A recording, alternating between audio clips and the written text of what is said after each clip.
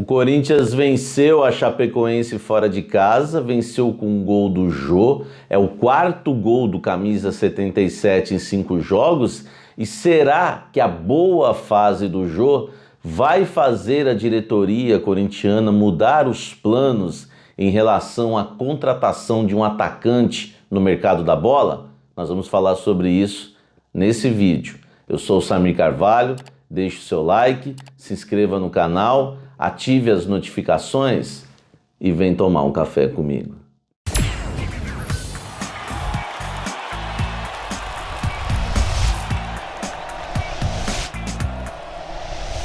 Fala, gente! O atacante Jô está de volta, hein? São 4 gols em 5 jogos.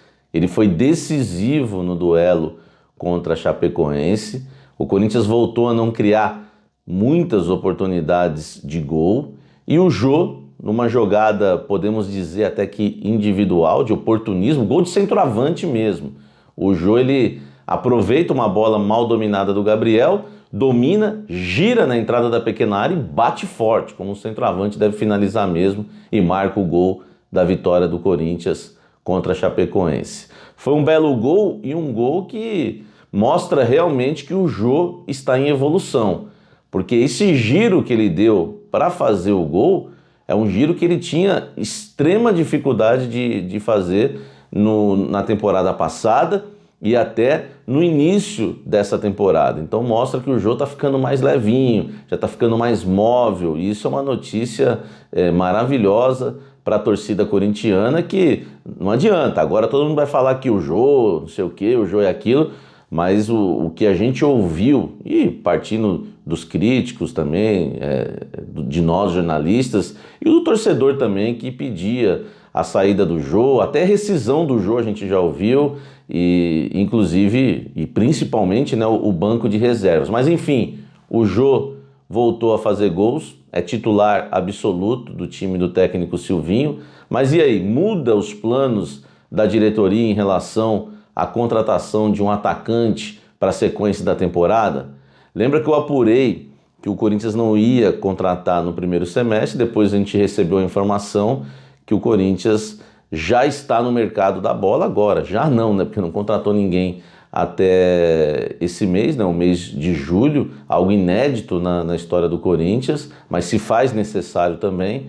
O Corinthians não comprou ninguém, mas agora procura atacantes no mercado. A informação que nos chega primeiro é que o Corinthians pretende contratar 2 atacantes, e o que haviam me passado que era um atacante de beirada e um centroavante. E o que a gente viu o Corinthians fazer no mercado da bola em relação a essa busca por atacantes? A gente viu o Corinthians ir atrás de jogadores com características semelhantes à do Jô, jogadores que com mais características de centroavante, que fazem o falso 9 que o Silvinho utiliza hoje e que são artilheiros. O melhor exemplo foi o Thiago Galhardo, do Internacional de Porto Alegre, aliás, um dos artilheiros da temporada passada. O Corinthians tentou sim a contratação do Galhardo, ele teve uma briga lá no Internacional, o Corinthians viu como uma oportunidade, o Galhardo até ficou de fora do jogo contra o Corinthians, né? Corinthians e Internacional no último fim de semana. O Corinthians foi para cima, tentou a contratação, tentou o empréstimo. Essa foi a informação que me chegou, não houve valores para compra e muito menos atletas do Corinthians envolvidos. O Corinthians tentou a contratação por empréstimo e o Inter não facilitou. Isso mostra que o Corinthians estava atrás de um jogador com características mais de centroavante. O Thiago Galhardo certamente viria aí para brigar com uma posição com o Jô. É difícil você imaginar um Thiago Galhardo e Jô jogando no ataque.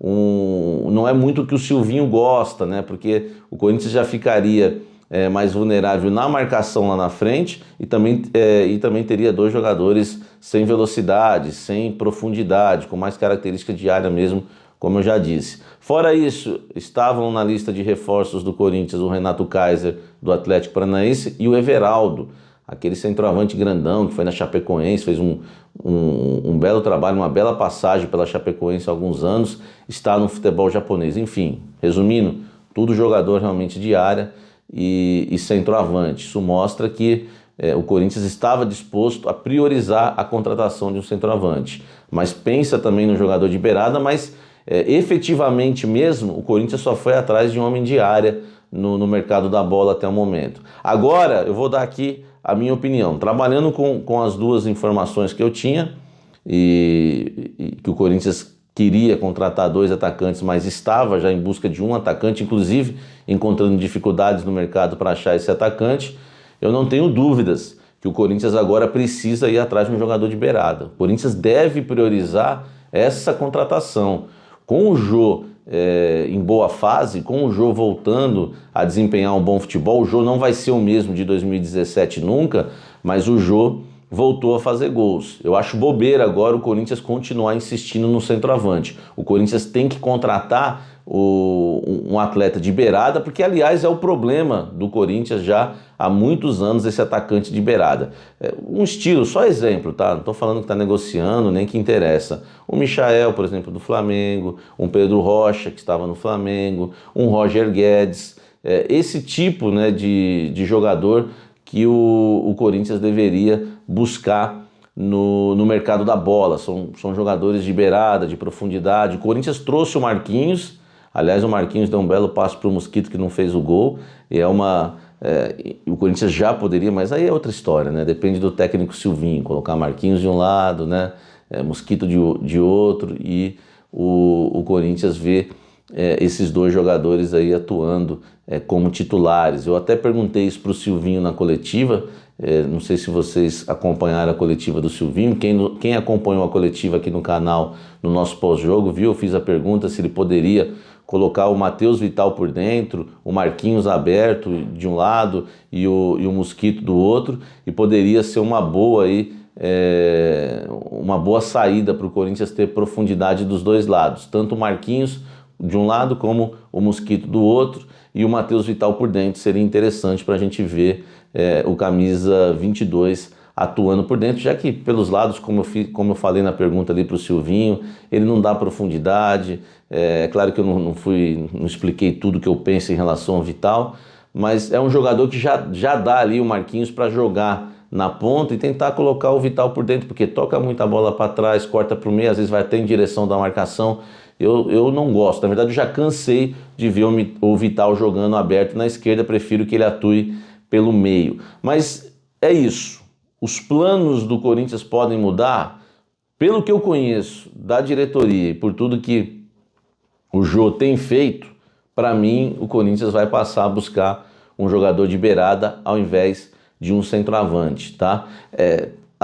Samir, mas e se trouxer um jogador que faz essas 2 funções? Esse jogador está quase em extinção no Campeonato Brasileiro, no futebol brasileiro em geral, e é muito difícil. Eu costumo dar de exemplo no Café da Fiel, nos programas, nas lives que a gente faz no Café da Mesa, o Liedson, o Nilmar, são jogadores o David, por exemplo, que atuavam de centroavante, mas jogavam também pelos lados se precisasse. Esse jogador hoje em dia está muito difícil de se encontrar no futebol brasileiro. Mas enfim, resumindo, os gols do Jô no Campeonato Brasileiro podem sim, tá? Conhecendo a diretoria corintiana e todo o planejamento que eu já sabia em relação a reforços, eu posso garantir que a diretoria pode sim mudar, né, os seus planos em relação à busca de reforços no ataque. Não é que vai suspender essa busca, mas vai atrás de um jogador